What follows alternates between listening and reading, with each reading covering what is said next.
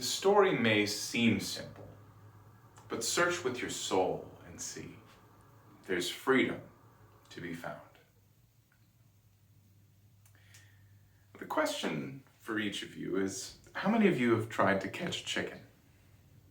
Some of you out there probably have been raised in the country the way that I was. But if you live in the city like I do now, don't worry, I'll give you a demonstration. Now remember, search with your soul. Now, that happened fast, so I'm going to break it down for you a bit. A chicken, in order to fly, jumps as high as it can, flaps as hard as it can for as long as it can, to resist that inevitable pull of gravity. Now, a different question, and I'm hoping for a different answer here. How many of you have ever tried to catch an eagle? Now, I'm hoping for a different answer for two reasons. The first reason is that catching eagles is totally illegal. Never do it. And the second reason is that no one looks at an eagle and thinks, I want to catch that. If you see an eagle as it's flying, what you think is, I want to fly. Because eagles don't fly just by flapping their wings. They fly by making the slightest adjustments to their wings, to be carried on winds that are bigger than themselves. Now, I was challenged to wrestle out the truth underneath that simple story of the chicken and the eagle by my mentor, Corey. And some of you out there don't know Corey, but if you were only looking with your eyes, the first thing you might notice is that he's starting to walk with a bit of a wobble. But if you know Corey, the first thing that you'll see are his eyes. This quick smile, his ready laugh, full of love. But if you know Corey the way that I know Corey, or if you already know how to search with your soul, you see a man who has read thousands of books, who's had many close friendships. And in those stories and those relationships, he's lived many lifetimes. And from those lifetimes, he's gathered up wisdom to share.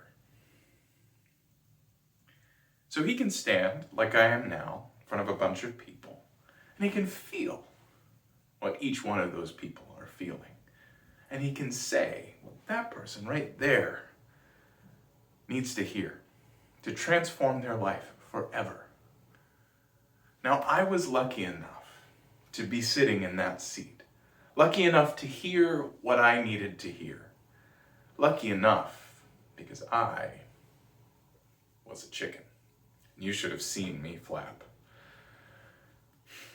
But my transformation from a chicken to who I am today didn't start when Corey challenged me with that story last year. It started about 10 years ago with a trip to New York City. Now, if you've had the chance to travel with just one other person, you already know this without me having to tell you. But if you have two people, and they tend to flap, they can plan out a trip and have a pretty good time. If you have two people who know how to soar, that can be the trip of a lifetime. But if you have one person who knows how to soar, and they're trying to teach someone who tends to flap, you're going to have a little bit of trouble. And we were having some trouble. Snapshot. We're sitting on the subway, and Corey is searching with his soul for the stories. And in Manhattan, there's millions. The most diverse stories of anywhere on the planet. And he is having the time of his life, except for the one story that happens to be sitting right next to him, worrying and wondering, are we going to make it on time? Where does this train stop next? Is that our stop? Where does it end? And as I followed Corey down 42nd Street, I was flapping away and leaving a trail of feathers. Another snapshot.